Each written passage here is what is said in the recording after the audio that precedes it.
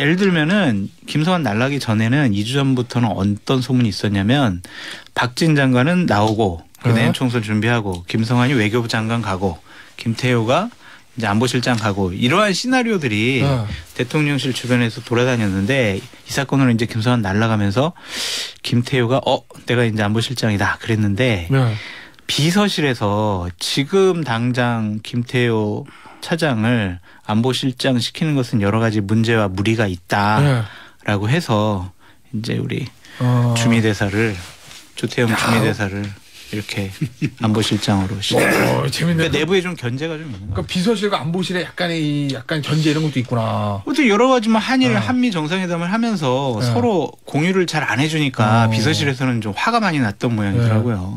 김태현의 정치쇼.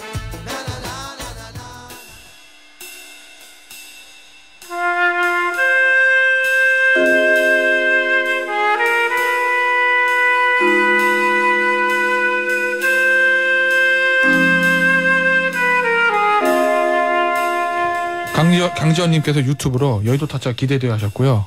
유튜브 들어오신 분은 유튜브 3종 세트 구독, 좋아요, 알림 설정 요거 해주셔야 되고 3종 세트 하나도 빼면 안 돼요. 왜요? 같이 가는 거예요. 3종 세트. 왜냐면 여의도 타짜 세 사람은 3종 세트잖아. 장타짜, 유타짜, 김타짜 똑같아요. 네. 유튜브 구독, 알았어. 좋아요, 알림 설정. 화내지 마세요. 저희 진행에 토를 내지 마세요. 죄송합니다. 마이크 끕니다. 장타짜. 죄송합니다. 이수연님. 운동 중 잠깐 쉬면 여의도 타짜 장성철 소장님 보라 켰어요. 안 읽었어야 되는데 이 문자 괜히 읽었다. 오늘도 사이다 한 잔 주실 거예요 하고 하트를 6개나 달아주셨고 황선홍님께서 고릴라 광고 너무 신선한데요? 무슨 광고냐? 뉴스가 없는 저녁 김태현의 정치쇼라고 이제 고릴라로 스팟 광고가 나왔는데 이게 무슨 얘기냐? 저녁에 뭐 저 쓸데없는 거 듣고 그러지 마시고 그 다음날 아침에 여기서 김태현의 정치쇼 다 정리해드리니까 저녁에 그냥 가족관계 시간 보내시고 뭐 쓸데없는 거 신경 쓰지 마시라 뭐 이런 겁니다. 예? 예.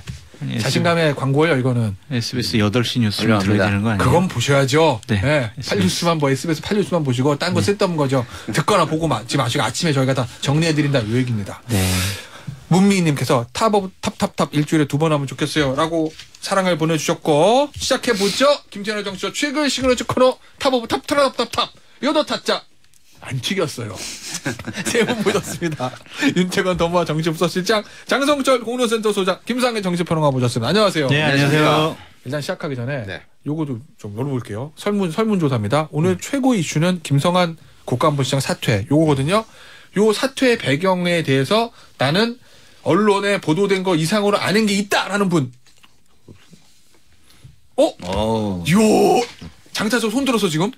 네, 자, 얘기할 수 장타자 오늘 없습니다. 특종을 하든지 사고 치든지 둘 중 얘기할 하나입니다. 수 없습니다. 뭐요? 얘기를 해야지. 여기를 어떻게 해요? 근데 뭔가는 취재하기 있으시구나. 자, 어차피 특종하려면 사고. 장타자는 이미 버린 몸이시기 때문에. 제가 여쭤볼게요. 김성환 국가안보실장의 사퇴 이유가 뭡니까? 본인이 보시기에.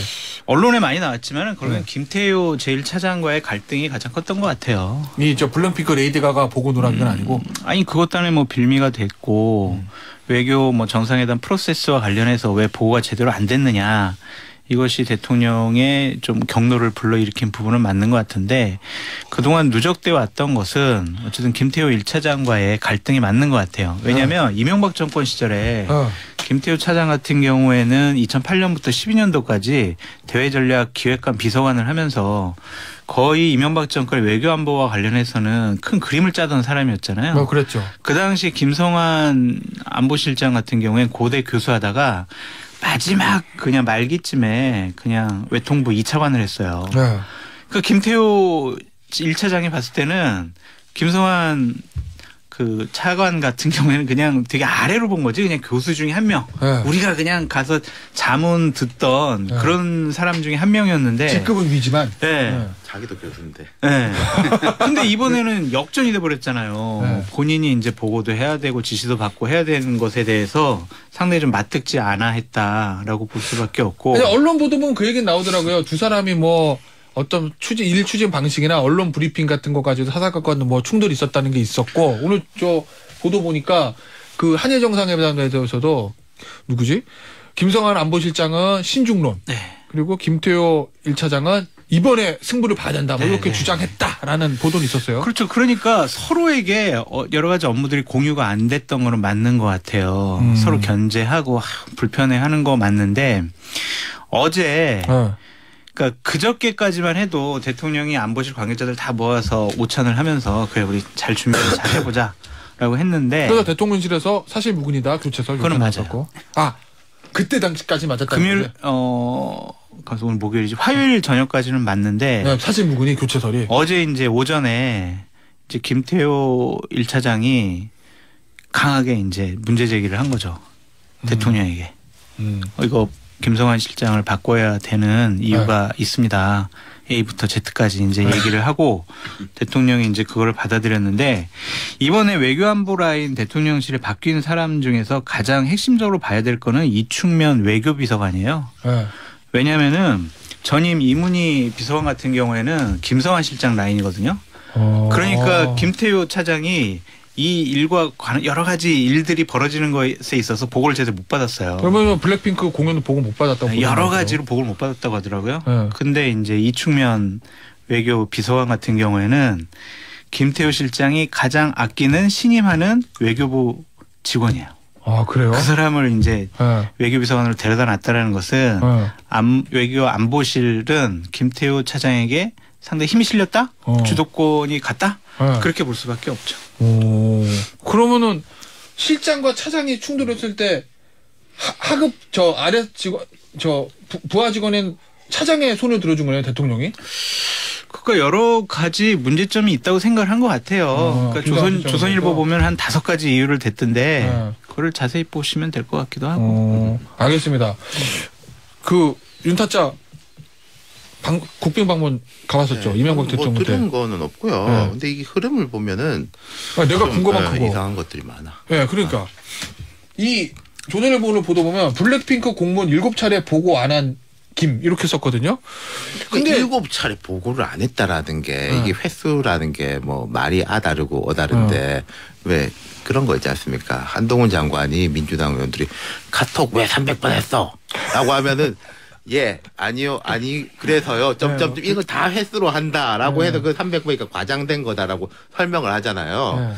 저는 이제 7차례라는 게 뭔지를 조금 잘 모르겠는데. 근데 이런 건 있잖아요. 어쨌든 바이든 여사가 영부인 프로그램으로 제안한 문화 행사면 되게 중요한 일정인데 그거를 그걸 뭐 보고를 안 했다는 제 건 생각이 이해가 안 이래요. 되는데. 그 누락돼서 문제가 있었겠죠. 왜 안 했어? 보도가 다 됐으니까. 그건 사실일 거예요. 보고 안 한 거는. 네, 그렇겠죠. 사실인데 그럼 그 맥락이 무엇이며 그럼 왜 그걸 이렇게 올렸을까 이런 거 아니겠어요? 그리고 지금 보면은 김일범 의전 비서관 경질부터 따지면은 이게 한 보름이 넘었단 말이에요. 김일범 저 의전 비서관 예전에 한일 정상회담 바로 직전에 네. 교체됐다. 그때도 이거라는 거잖아요. 네.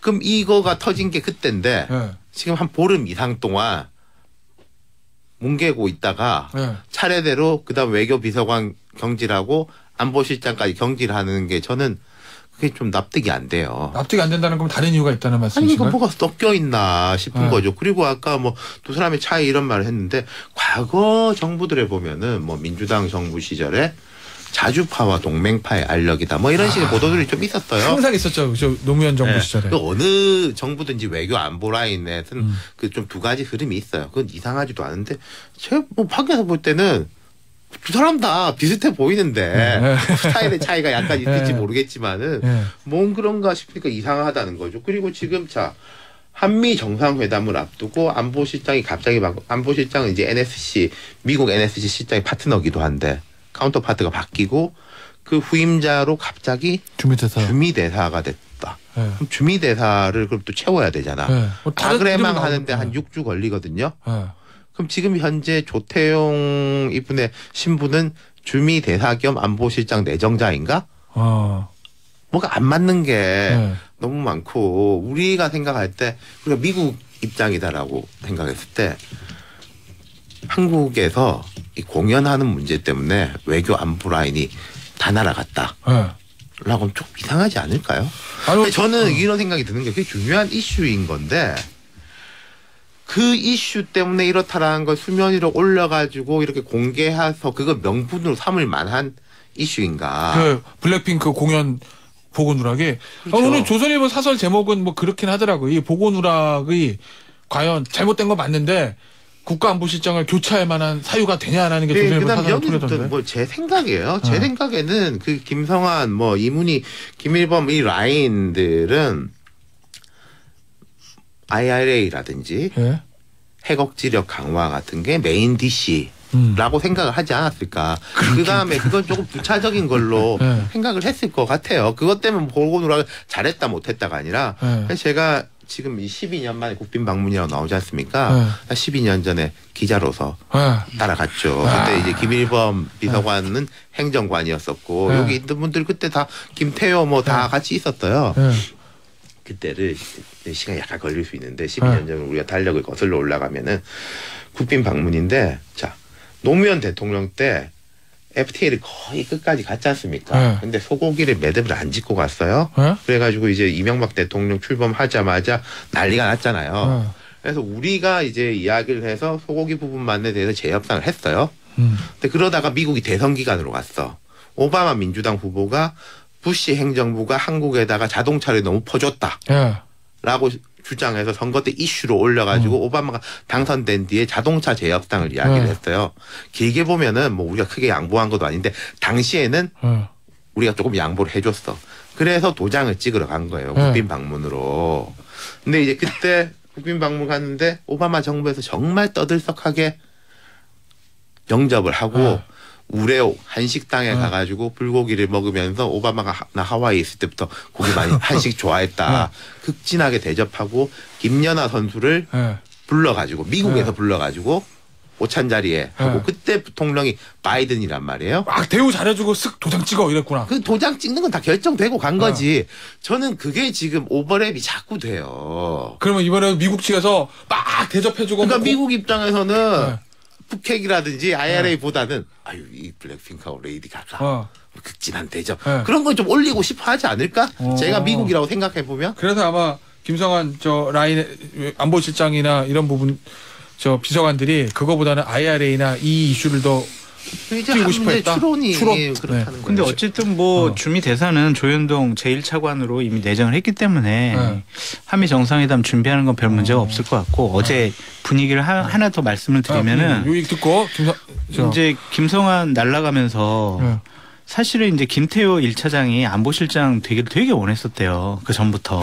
뭐 실장이 날아갔으면 차장의 내부 승진을 생각해 볼 수 있는 거긴 하죠. 네, 그 전부터 뭐 예를 들면은 김성환 날아가기 전에는 2주 전부터는 어떤 소문이 있었냐면 박진 장관은 나오고 내년 총선 준비하고 김성환이 외교부 장관 가고 김태호가 이제 안보실장 가고 이러한 시나리오들이 대통령실 주변에서 돌아다녔는데 이 사건으로 이제 김성환 날아가면서 김태호가 내가 이제 안보실장이다 그랬는데 비서실에서 지금 당장 김태호 차장을 안보실장 시키는 것은 여러 가지 문제와 무리가 있다라고 해서 이제 우리 주미 대사를 조태영 주미 대사를 이렇게 안보실장으로 재밌네. 그러니까 내부에 좀 견제가 좀 있는 거예요. 그러니까 비서실과 안보실에 약간 견제 이런 것도 있구나. 어떻게 여러 가지 뭐 한일 한미 정상회담을 하면서 서로 공유를 잘 안 해주니까 비서실에서는 좀 화가 많이 났던 모양이더라고요. 그건 보도가 됐더라고요. 자, 우리 김상현 평론가 보시기에 야당 입장에서 봤을 때 이 사태 어떻게 보고 계시면 원인은 뭐라고 보세요? 글쎄요. 모든 조직이 그 소위 말하는 파워 팔러틱스라고 내부 알력은 다 있어요. 그렇죠. 어딜 가도. 노무현 정부에서도 그 이종석 그 당시 NSC 사무 처장이었나 차장이었나. 차장 되다가 처장도 되고 장관도 되고 쭉쭉 올라가죠. 그 이종석 상무처장을 중심으로 한 알력이 어마어마했거든요. 근데 조직이라는 건요. 이렇게 파워 팔러틱스에 의해서 한쪽을 밀어내거나 이런 모습은 거의 없어요. 왜? 그렇게 하면은 전체적으로 굉장히 그 조직의 어떤 활력이 떨어지거든요. 그래서 대부분 어떻게 하냐면 외부의 개입이 들어와요. 어떤 새로운 인물이 떠오르든가 하면 그 사람을 중심으로 이걸 재편하면서 바꾸거든요. 그런 식으로 해결하지 이렇게 거의 뭐 용산 괴담 수준으로 아무 뭐 이런 어떤 명분이나 새로운 인물이 떠오르는 거나 이런 거 없이 이렇게 한 사람이 밀려나간다? 저는 솔직히 말해서 이해가 안 돼요. 전혀.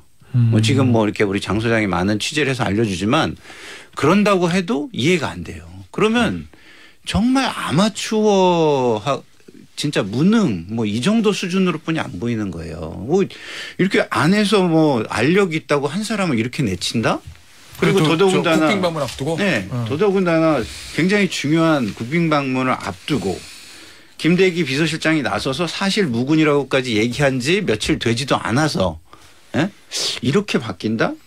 근데 그게 그냥 단지 내부의 두 사람의 알력 때문이다? 이렇게 볼 수 있을까? 저는 도저히 이해가 되지 않고요. 그리고 만약에 지금까지 외교에 대한 어떤 무능 내지는 실패 아니면 성과 없음에 대한 책임을 지려면 전면 교체를 하거나 해야지. 김성환 실장 하나 날리고 김태열 올린다고 해가지고 그게 외부적으로 국민의 어떤 이해를 구할 수 있는 어떤 이벤트가 됩니까? 어제 이거 여쭤볼게요. 민주당 권칠승 수석 대변인인가요? 논평을 보니까 브리핑입니다. 한미 정상회담 앞두고 안보실장 외교비서관 의전비서 모두 경질됐다. 과연 한미 정상회담을 제대로 치를 수 있을지 걱정스럽다. 뭐 요거는 야당에서 당연히 나올 수 있는 평가인데 그렇죠. 그 다음 문장 요건 무슨 얘기예요? 누가 경질을 주도하고 있는지 명백히 밝히라. 아니 근데 경질을 한 거는 어째 인사권자 대통령이잖아요. 아니, 근데 그러니까 제가 누가 아까 주도하고 있는지는 누구를 염두에 두고 있는 얘기예요? 아니, 그러니까 제가 아까 그 용산 괴담이라는 표현을 썼는데 이해 안 되는 사건이 너무너무 많을 때마다 거론되는 분들 내지는 떠올려지는 분들이 있어요. 근데 이제 그래요? 그걸 정치적으로 좀 활용하는 것 같아요. 뭐 저는 이제 그런데 동참하고 싶지는 않으니까 얘기는 안 할 건데 근데 이해가 안 되는 건 맞아요. 이게 도대체. 저도 약간 몇 가지 이해가 안 되는 게 우리가 아는 사실들은 통상적으로 뒤에 보면은 코끼리의 엉덩이 뭐 코인 경우가 많아요. 팩트가 아니라는 게 아니라 이게 다 조합이 돼가지고 큰 실체를 모르는 경우가 많은데 내가 아는 부분이 있고 또 그러면 이제 공식적으로 발표하는 것도 그 일부인 부분이 많은데 공식적으로 발표하는 걸 왜 이걸 자꾸 보여주느냐. 제가 무슨 말씀이냐면요. 용산에서 맨 처음 인사가 이제 크게 난 게 수십 명 이렇게 날아가기 시작한 게 그 모 비서관의 부인이 뭐 따라간 거 그게 이제 뭐 리크 됐다 일정이 됐다 그거예요. 그 다음에 이재명 부대변인이 경질된 것도 뭐 UAE 뭐 일정이 뭐 리크 됐다. 이것도 결국 일정 문제로 해가지고 하는 건데. 보고 누락이니까. 대통령실에서 큰 인사들이 일정 중요하다면 중요한 건데 보통 전 정부나 이런 데서 일정 이슈 같은 거는 속에서 이렇게 정리가 되는 거예요. 정리가 되고 잘못했더라도 정리되고 다른 걸 이렇게 해가지고 뭐 업무 미숙이라든지 뭐 이런 식으로 하는데 여기는 자꾸 코끼리 코를 자꾸 보여주는 게 일정을 자꾸 보여주고 있단 말이에요. 저는 그게 이해가 좀 잘 안 돼요. 그러니까 오늘 조선일보 사설 같은 경우에도 그걸 지적하는 거지 않습니까? 그렇다 치고 그게 이 정도 할 일이야? 그리고 미국에서도 그렇게 저는 볼 거라고 생각을 해요. 그리고 이제는 말할 수 있는데 그때 지금 우리 그 윤 실장께서 얘기한 이런 거 그 좋아요. 당시에 이제는 말할 수 있다. 좋아 이런 거. 그 당시에 용산에 많은 그 큰 폭의 실무자들 개편이 있었잖아요. 언제 저 스페인 방문 지금 초기에 지금 얘기하잖아요. 초기에 수석 뭐 전 수석실마다 2명씩을 내보냈거든요. 근데 그게 사실은 어떤 업무의 어떤 개선, 개편 이런 걸 위해서 한 게 아니에요. 그때 왜 했냐면 내부 보안, 정보가 너무 밖으로 너무 많이 샌다 해가지고서 그거를 일정 리크부터 출발한 거잖아요. 이제 다 그걸 뭐 이렇게 갈아치운 건지. 그렇게 본다면 지금 용산은 도대체 자기네들의 업무 평가나 어떤 이런 거를 수행하는 데 있어서 그걸 중심에 두고 일을 하고 개편을 하고 책임을 지고 이런 시스템이 있나? 저는 상당히 좀 의심스러워요. 그러니까 자꾸 코끼리 코 보여준다라는 게 사람들이 생각할 때 국민이 생각할 때 여기는 이걸 제일 중시하는구나 라고 보여주는 게 되게 중요한데 계속 보여주는 게 여기는 이걸 제일 중시하는구나를 보여주고 있단 말이에요. 보고누락이나 보안사고. 그렇죠. 그럼 그 이전에 뭐 예컨대 전당대회 기간에 뭐 어디 행정관이 뭐 카톡 뭐 이런 건 그냥 넘어가. 이전에 뭐 다른 일 가도 일 못하고 이런 거 그냥 넘어가. 그러니까 우리 흔히 뭐 군대 갔다 오면은 뭐 작전에 실패해도 경기에 실패하면 뭐 안 된다 이런 말 하는데 여기는 이걸 정말 중시하는구나를 보여주는 거는 좋지 않다. 그러니까 이거는 서로 알력 있는 쪽에서 서로 그러니까 반대하는 쪽에서 흘린 거죠. 그러니까 사람을 경쟁자를 죽이는 게 윗분한테 아니 보고도 잘 안 하고요. 일정도 펑크냈어요. 이거 이상 문제 삼을 게 더 없다라고 보여지는 거고 이거는 김성한 실장을 반대하는 쪽에서 익명을 전제로 지난 화요일 날에 동아일보랑 조선일보에 흘렸던 것 같아요. 이건 추정입니다 일단. 아니 거기 익명 관계자로 다 나왔으니까. 여권 관계자 나오는데. 아니 근데 그런 문제가 얘기하는 거지. 백그라운드로 그냥 이야기한 거 이거 흘리는 정도도 아니지 그냥 말한 거지. 아니 동아일보는 되게 자세하게 나왔었어. 동아일보 단독은 제일 먼저 썼어요. 그 문화 관련된 뭐 이것 때문에 일정 때문에 했다고. 근데 오늘 아침 신문들 쭉 보면은요 여러 가지 상황 내막이랑 다 잘 분석해서 취재해서 쓴 거는 중앙일보가 제일 잘 쓴 것 같아요. 한번 읽어보세요. 아 그래요? 뭐 언론 논평도에. 아니 거기가 제일 잘 쓴 것 같아요. 조중근 다 봤는데. 다음 저 주제로 일단 이거 좀 보죠. 요거는 이분과하고 좀 악연이 있는 분한테 여쭤봐야 되나? 김재원 최고위원 이 미국에서 정광훈 목사가 우파 지원 천하 통일했다. 뭐 이런 발언했는데 본인은 사과를 했습니다. 김재원 최고위원과 악연이 있는. 아니 저 2007년부터 저는 아주 친분 관계를 갖고 있는. 근데 최근에 싸웠잖아요. 최근에 SNS를 통해 설전을 벌이기도 했던 장타짜. 네. 요 발언은 왜 문제가 된다고 보세요? 이 발언이요? 네. 정광훈 이렇게 물어볼게. 안 되지. 정광훈 목사기 때문에. 아니 정광훈 목사랑. 그럼 예를 들면 예입니다. 김태열의 정치쇼가 온 시사 평론계를 평정했다 이러면 문제 안 되는 거죠. 그렇죠.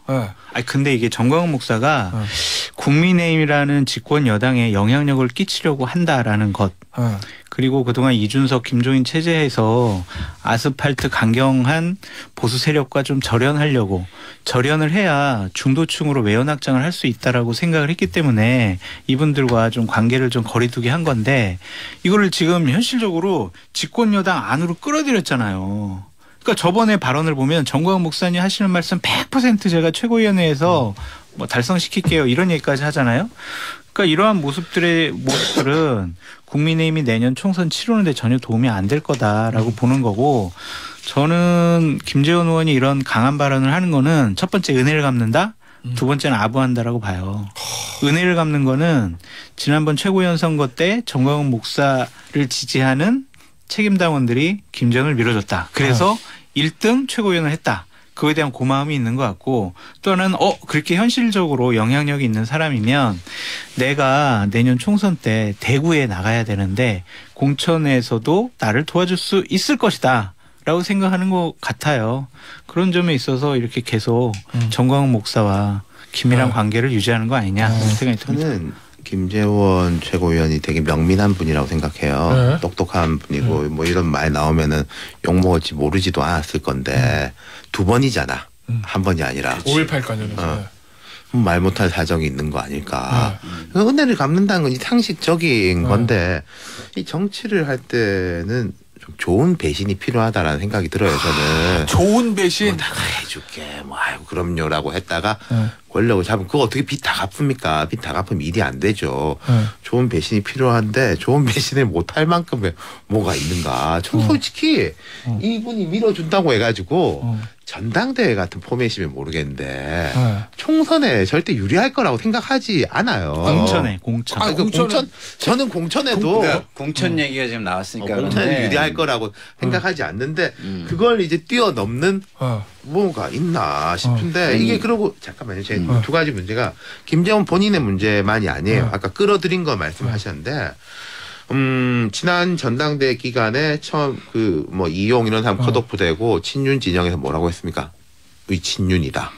살아남은 사람들. 저 봐라. 비윤은 2명밖에 없다. 나머지 다 친윤이다라고 인증을 해준 사람이에요. 그럼 이 김재원의 리스크는 김재원의 리스크가 아닌 거야. 주류의 리스크인 거고. 그리고 이렇게 되니까 지금 뭐 김기현 대표가 왜 뜨뜻미지근하냐. 그것도 다 자기도 이게 그런 거랑 엮이는 느낌을 줄 수밖에 없으니까 그런 거죠. 저는 뭐 이게 뭐 그 미시적으로는 김재원 의원이 뭔가 뒷덜미를 잡혔다라고 생각하지만 정광훈 목사에게 그쪽 진영에 근데 좀 거시적으로 보면은요 이게 팬덤 정치의 폐해인데 이 팬덤 정치의 폐해가 극단적으로 나타나는 이유는요 저는 당내 경선이라고 생각해요. 왜냐하면 당내 경선의 폐해예요 이거는. 왜? 지금 국민의힘 같은 경우는 또 더더군다나 당원 100%로 선거를 바꿔놨잖아요. 네. 근데 이거를 공직선거 예를 후보를 뽑는 거라고 하면은 국민의 의견을 그다음 중도층이나 국민의 의견을 무시할 수가 없거든요. 그게 이렇게 반영이 된다면 이렇게까지 폐해가 나타나지 않을 거예요. 그럼 좀 전에 우리 공천 얘기 나왔잖아요. 공천에도 만약에 당내 경선 위주로 한다. 똑같은 알겠습니다. 폐해가 나타납니다. 광고 듣고 3부에 올게요. 자, 우리 김재현 수석 최고위원에 네. 대한 얘기를 좀 하고 싶다. 저는 김재현 최고에게 좀 부탁드리고 싶은 말이 있어요. 그러니까 정치랑 안 맞는 것 같아요. 김재현 최고는. 아니, 자꾸 지금 몇 년 동안 왜? 이천 최고부터 친하다며.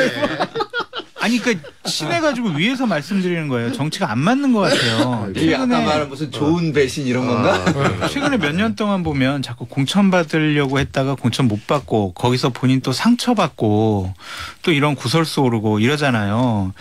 인생이 좀 어렵고 불행한 부분이 있어요. 그러니까 안 맞는 것 같고 네. 일단은 평론 잘하시잖아요. 그러니까 우리 여기 김태현 정치쇼 나와서 평론도 하고 네, 여의도 네. 여의도 순례길. 정광훈 목사랑 이렇게 친하면은 같이 선교 활동도 하고 다니시고 그러지 네. 안 맞는 정치 안 했으면 좋겠어요.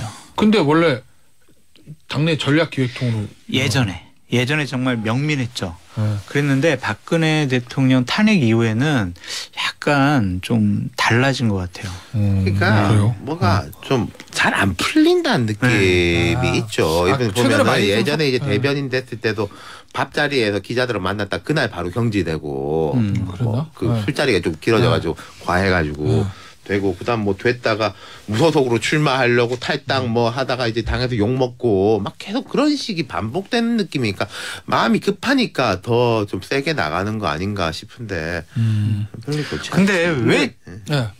김재원 의원이 정치 오래 하셨잖아요. 그럼 뭐 초재선 때는 솔직히 뭐 아까는 명민이라는 표현을 썼지만 저는 뭐 그렇게까지 표현해주고 싶지는 않고 뭐 재기가 있고 뭐 잔재주가 뛰어나다는 건 저는 뭐 인정해요. 그럼 그런 거는 근데 초재선 때예요. 3선 이상 중진으로 가면 정치적 대의가 있어야 되거든요. 대의. 네. 근데 지금 그걸 전혀 볼 수가 없다면 저는 장성철 소장 말에 한 표. 정치 좀 그만두시고. 그러니까 지금 우리가 김재원 최고위원에 대해서 이야기하고 있지만 이게 결국 국민의힘 지도부의 문제인 거예요. 수석 최고위원이니까. 네. 수석 최고위원이고 그리고 이제 지도부에 했던 분들 다수가 그때 뭐 민주당과 싸우겠습니다. 뭐 전사를 뭐 하고 뭐 그런 식으로 갔었잖아요. 비전어리한 게 없단 말이에요. 그치. 지금 뭐 외교안보 경제 이슈 저 사실 민주당도 마찬가지라고 보는데 갑자기 이야기 돌아가는데 왜 민주당? 아니 민주당 지금 외교안보 이게 터지잖아. 직전까지 집권당이었잖아요. 사실 이 정도면은 빨대가 있어가지고 뭐 쏙쏙 나와가지고 이야기를 하고 있어야 되는데 그냥 신문 보고 그냥 맞아. 뭐 똑바로 해라 이러는 수준이란 말이야. 옛날에 박지원의 수첩이 없는 그렇지. 거지. 하나씩 쏙쏙 나와야 되는데. 네. 민주당도 양당에다 문제가 있다. 네. 어쨌든 정치는 국민들을 위해서 해야 되는데 본인의 한을 풀고 또한 정광훈 목사의 대변자가 집권여당의 최고위원이라는 것은 나라에 좀 불행한 것 같다. 그래서 다른 길을 찾으시라. 다른 길이요? 네, 김태현의 정치쇼에서 코너 하나 만들어서. 알겠습니다. 네. 교대하자는 거 아니에요? 교대? 내가 갈 테니까. 저는 정치 안 합니다. 뭐 안 하는 거예요? 못 하는 거예요? 안 못해요. 안 못해요. 정계 은퇴 선언? 이거 얘기 좀 해보죠. 국민의 원내대표 누가 돼요? 장타자? 자, 지금 그 예를 들면은 당 대표처럼 용산에서 어떤 오도가 아직은 없는 것 같아요. 아직은 조금 좀 뭐라고 해야 되나 덜 신경 쓴다.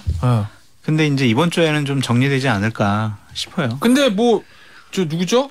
그 윤지호 의원은 TK 친윤, 김학용 의원은 원래 예전에 잘하셨을 것 같은데, 김학용 의원은 수도권 친윤.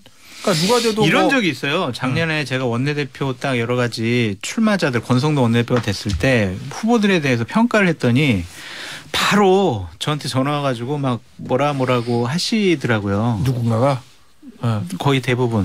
그래서 이 두 분도 저한테 연락을 주셨어가지고 제가 솔직히 객관적인 평론을 못 하겠어요. 괜찮아요. 그냥 뭐 내가 말씀드렸죠. 이왕 버린 몸을 계속 또 좀. 되면은 윤재욱 의원이 될 가능성이 높다고 봐요. 왜요? 대통령이 되게 신임을 많이 해요. 오. 네.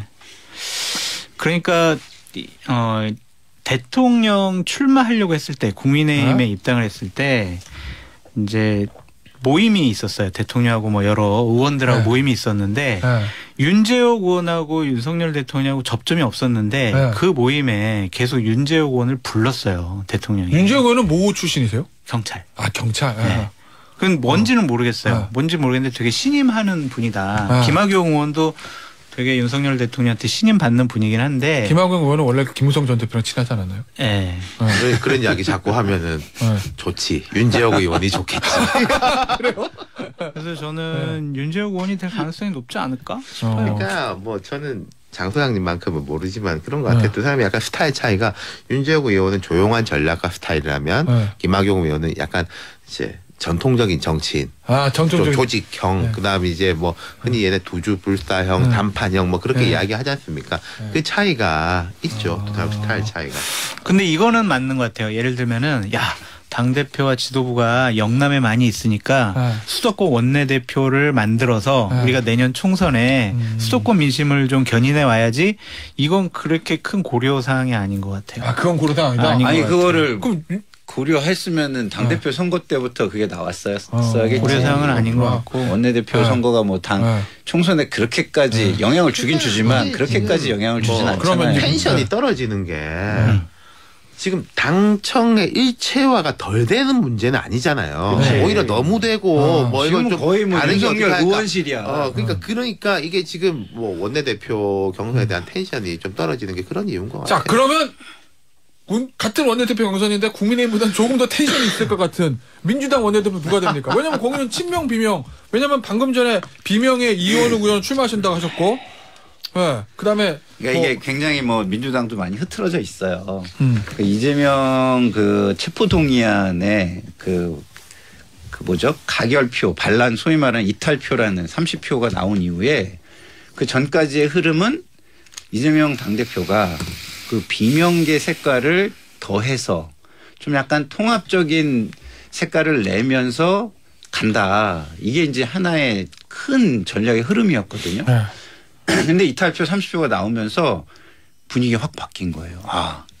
이게 이재명계로 가야 되는구나라는 분위기가 굉장히 많이 지금 형성이 되고 있어요. 주류 입장에서는 주류 입장에서는. 어설픈 통합하다고 원내대표 자리에 저쪽에 내줬다가 잘못하면 우리가 당하겠구나 이런 그렇죠. 생각. 그런 지금 분위기가 좀 많이 있어서 그 체포동의안 가결 이전과 이후가 좀 많이 달라졌다. 지금 분위기가. 그래서 지금 비명계가 굉장히 좀 약간 원내대표 되기가 쉽지 않은 상황 아닌가. 저는 개인적으로 이렇게 판단하고 있습니다. 비명계 후보가 이원우 의원, 그다음에 박광원 의원, 전해철 의원 나온답니까? 그러니까 전해철 의원이 처음에는 저는 나올 거라고 봤거든요. 왜냐하면 이재명 당대표 쪽에서 기왕이면 비명 색깔이 가장 강한 사람이 원내대표가 되는 게 좋겠다라고 생각을 한 거예요. 근데 그 전해철 의원하고 박광원 의원이 굉장히 특수관계예요. 두 사람이 친해요.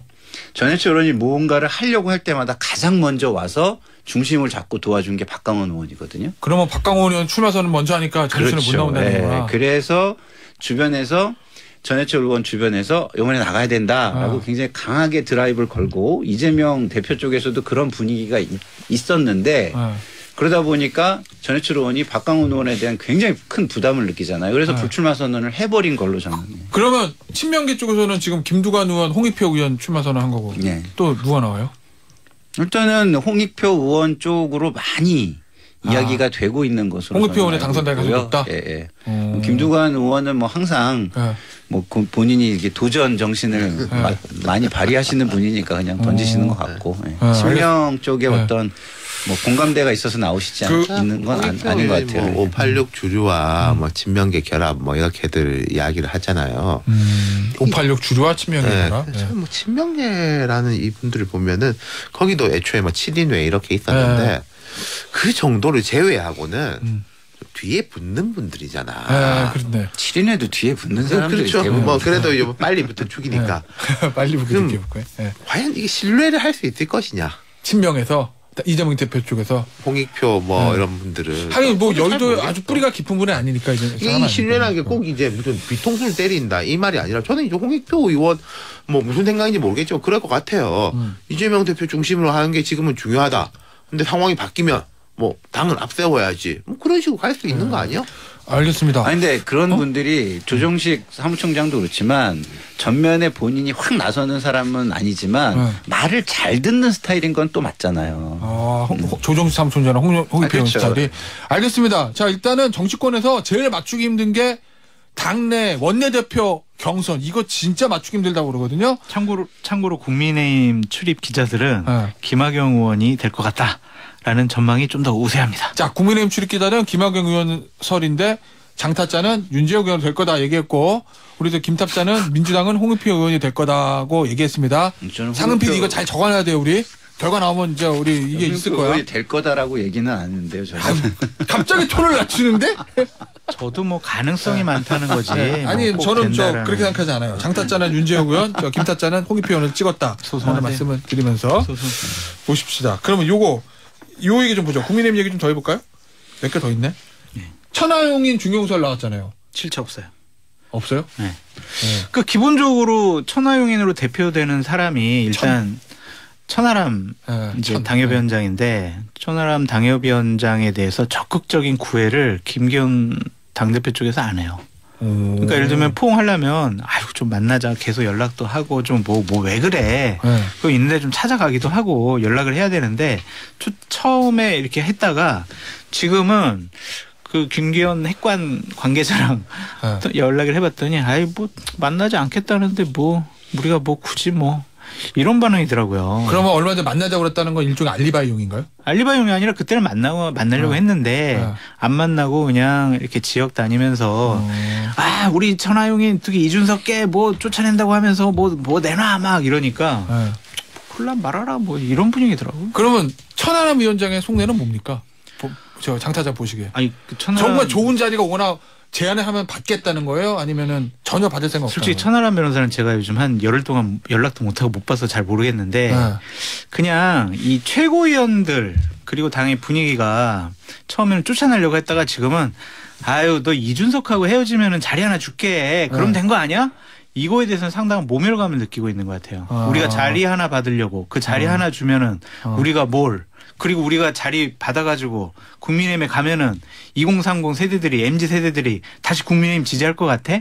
이거는 전반적으로 여러 가지 분위기부터 바꿔야 돼. 이런 판단과 생각이 있는 것 같습니다.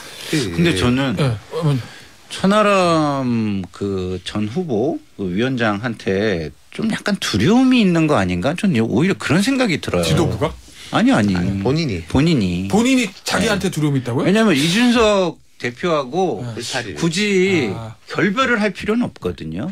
네. 그래서 자기 깃발을 세우면 되는 거예요. 우리가 이제 삼김 때를 복기를 해보면 그 김영삼, 김대중 두 분이 경쟁자의 관계로 축을 세우면서 서로 경쟁하면서 발전했잖아요. 맞아요. 근데 지금 천하용인은 경쟁을 하면서 발전하는 게 아니라 한 울타리에 묶여서 어떤 운명 공동체처럼 지금 가고 있어요. 저도 이 이야기는 하고 싶어요. 그러니까 뭐 이준석을 배신하라 마라 이 프레임 자체를 벗어나라고 천하람에게 말하고 싶고 그다음 주류 진영한테는 그 말을 하고 싶은데 이게 뭐 소금을 먹어야 물을 먹는지 물을 먹어야 소금을 먹는지 모르겠는데 왜 그런 걸 자꾸 요구하는지 모르겠어. 예컨대 천하람한테 좋은 당직을 주고 좋은 롤을 부여하면 자연스럽게 그 일을 하면서 멀어질 거야. 그렇지. 이준석 전 대표하고. 그렇지. 안 멀어져. 아니 근데 그건 뭐 자기 희망인 것이고. 근데 특히 저는 이준석 전 대표가 그런 걸 강하게 약간 이준석도 두려움을 가지고 있는 것 같은데 단독하려고 하는 모습이 많이 보이는데 제가 주류 진영이면은 떨어뜨리게 를 원한다면은 그런 식으로 햇볕 정책을 써서 떨어뜨리는 거지. 네가 선언을 해야지 뭘 시켜준다 그런 게 어디 있어요. 그러니까 그렇게 무슨 거래하듯이 하면은 모멸감을 당연히 느끼고 안 하죠. 근데 이준석 대표는 천하람 위원장 생각이 좀 다른 것 같고 제가 어제 이준석 대표랑 한 2시간 넘게 저녁 먹으면서 여러 가지 얘기를 하고 들었거든요. 두 사람 만났어요? 네. 뭐가 있었을 것 같은데 왠지? 많은 얘기 들었어요. 많은 얘기 작전 이준석 측근이네. 한때 틀려. 이핵관이네. 이핵관. 어쨌든 천하람 뭐 위원장하고 이렇게 뭐 경쟁 아니면은 뭐 내 부하 뭐 이런 생각 전혀 없고 서로 그냥 힘 잘 합쳐가지고 잘 해보자 그런 분위기더라고요. 이준석 전 대표 다음 총선 어디에서 어떻게 출마한답니까? 방송 끝나고. 방송 끝나고 오케이 제가 전화 갑니다. 그 이거 좀 볼게요. 얼마 전에 제가 조선일보에 나왔던 기사. 국민의힘이 지지율이 떨어지니까 한동훈 장관하고 천하 위원장에 손을 내민다. 요 이제 기사가 있었거든요. 천하람 위원장 얘기는 했었고 네. 한동훈 장관 얘기 해보죠. 일단 민주당. 제가 보면 네. 제가 인터뷰하는 민주당 의원들은 한동훈 장관 다 총선 출마할 거라고 그러더라고요. 네. 실제로 그렇게 보십니까, 김상현? 저도 그렇게 봐요. 근데 지금 정치 시계로 보면 지금 총선까지 한 10년은 남았잖아요. 정치 시기로 보면 심리자 맞아. 근데 벌써부터 한동훈 장관이 총선 나갈 거다 이런 식으로 얘기를 하면은 그게 좋은 전략이 아니에요. 당연히 부인하는 게 맞아요. 근데 본인은 저는 그냥 법무부 장관한테 롤에 충실하게 이렇게 대답을 하는데. 아니 그러니까 지금 그게 안 나간다는 말도 아니잖아요. 그 얘기는 지금 충실하겠다는 얘기지. 그게 그 장관들한테 물어볼 때 총선 생각 있어요? 그럼 현재로서는 없습니다. 이 얘기랑 똑같은 얘기예요. 그 얘기는. 네. 그래서 저는 나올 거라고 봐요. 솔직히 얘기해서.